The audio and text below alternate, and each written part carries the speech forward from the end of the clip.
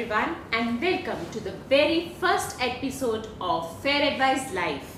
I am Shuchi Bhatnagar and today we have with us Sushmita Datta, our in-house expert.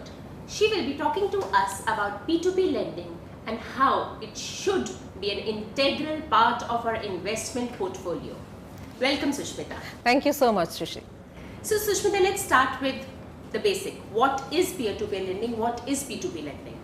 P2P lending removes intermediaries like financial institutions.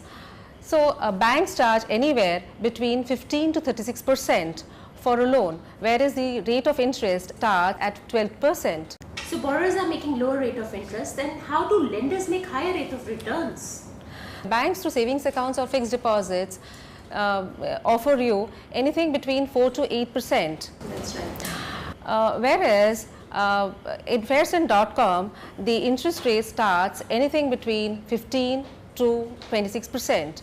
So the annualized rate of return is nothing less than 18 to 22% for a lender. This is all because the intermediary, like a bank or a financial institution, is removed. Okay, so basically P2P lending is an investment opportunity. That's right. It is a new kid on the block and is an extremely new investment opportunity. And it falls under the alternative investment category. Sushmita, why P2P lending then? Why not say mutual funds or stock market or SIPs? Well, every investor has an investment portfolio. Now, what happens in case of an SIP or a mutual fund is that there is a lock-in period. Secondly, so in Faircent.com there is monthly returns coming in from the next month itself, and there is also, if you are investing smartly, then you can make relatively higher returns as compared to traditional bank deposits. So we have established that P2P lending is an asset class, it's an investment choice, it's a new kid on the block as you just said.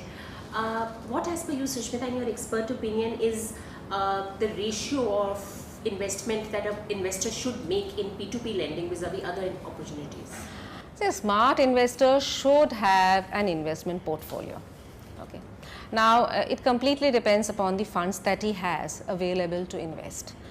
Now, investment portfolio would mean diversifying into stocks, mutual funds, fixed deposits, gold, real estate, art, commodity, and so on. So the ideal ratio would be 80 to 20. That is, at least 20% of the investments should be in alternative investments like P2P. So coming to Faircent.com, Sushmita, can anyone invest? Can anyone become a lender or register as a lender? Yes, of course. P2P lending is meant for everyone. All that a website like Faircent.com requires is a person to be of 25 years of age, have a valid bank account and a PAN number. Okay, so there is not really no such entry barriers. Absolutely, absolutely. Okay. And how much can a lender invest? As in, how do you how much is the investment that can start at? The lender can invest any amount in P2P lending on the Faircent.com website. Now, having said that, I personally think that a lender should start at least at 10,000 rupees. Okay. Now, in our experience is that in Faircent.com, there are lenders who are investing around 25,000 on an average per month, and there are lenders who are has invested 50 lakhs onwards on the website. So it completely depends upon your investment expectations and the amount of surplus funds that you have to invest. And is there a tenure or a period for which they take up these loans? Loans listed on Faircent.com have a tenure which is ranging between 6 months to 36 months. Now, you should actually choose a tenure that suits you. But let me tell you, the longer you stay invested, the more returns that you make. What is the process? How can if I want to register as a lender, can I register on Faircent.com? Is it tough? It is very easy. All you have to do is to go online and register at www.faircent.com and follow few basic steps and give us few documents. Once we verify these documents, we would make your listing live on the website and you will have access to your own personal dashboard, which will give you complete information on the borrowers on whom you need to invest relevant information, as in their financial information and any other personal information that you may require to understand your investment decision. And you'll be able to even view your reports like your matrices and graphs, diagrams with related to your investment. It is a very comprehensive dashboard that we have at Faircent. So lenders can make multiple bids to different borrowers. There is no intervention from Faircent on this aspect. Once the loan is mutually agreed on, there is a loan agreement process that Faircent facilitates, and there is a disbursement process and the EMI repayment process that Faircent would facilitate for you. So you just explained to us that there's going to be a lender dashboard where all the borrowers will be listed, and there will be information about those borrowers on the lender dashboard. Now, how does a lender choose which borrower to invest in? See, borrowers are listed in different risk or yield categories. It can be a low or a minimal risk, or it can be medium risk, or it can be high risk or very high risk. Now, it completely is like a stock market, like there is a large cap, mid cap, or a small cap fund. Now, the suggestion is to build a diversified portfolio.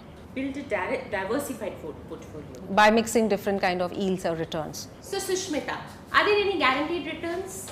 Every borrower who comes to Faircent.com goes through a stringent underwriting criteria. However, there is always a risk of default, and so there are no guaranteed returns. So basically it's about mitigating risk. That's right. It's about mitigating risk. There are no guaranteed returns, but as long as you can mitigate your risk. They can be managed and mitigated risk. What does Faircent do for the lender? Now, Faircent provides an extremely curated marketplace.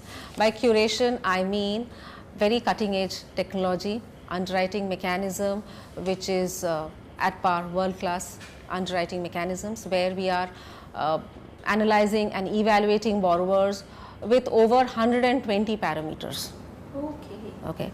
And there is also a physical verification that takes place at his office, at his residence, and we would also facilitate the loan execution process, which means the agreement sign up, or the virtual agreements, or to even disburse the loan, or the EMI collection facility. Now, what happens is, in case any borrower is defaulting or is delaying his payments, we would even assist the lender with a soft recovery process. And you assist in this agreement processes is legally binding agreement? Absolutely. All processes, legal processes, are due diligence is taken care of completely. So, Sushmita, any tips for our first time lenders? Well, it's a global experience now that when done right, P2P lending gives tremendous returns. There are certain basic, tips, which you can follow. One is that you must look at a particular fund, as per your surplus funds which are there. So, I would suggest that at least start with around 50,000 and build a diversified portfolio. Okay. And also, what do you mean by diversified portfolio? Now, that is meaning that you diversify it across risk category and different kinds of yields like low, medium, very high, high risk. So you put some money in each type of basket. Exactly. You should not just put all your eggs in one basket. That is the thumb rule. Okay. And you should look at a horizon, like a window. It can be a 3-year horizon, and then you should compare your annualized returns with other investment options which are available in the market, and you should actually compare them with the bank deposits that you were keeping your surplus funds in. Thank you, Sushmita. Thank you so much for your valuable inputs. This brings us to the end of our very first episode of Fair Advice Live. Log on to www.faircent.com for more information or to register as a lender. Thank you.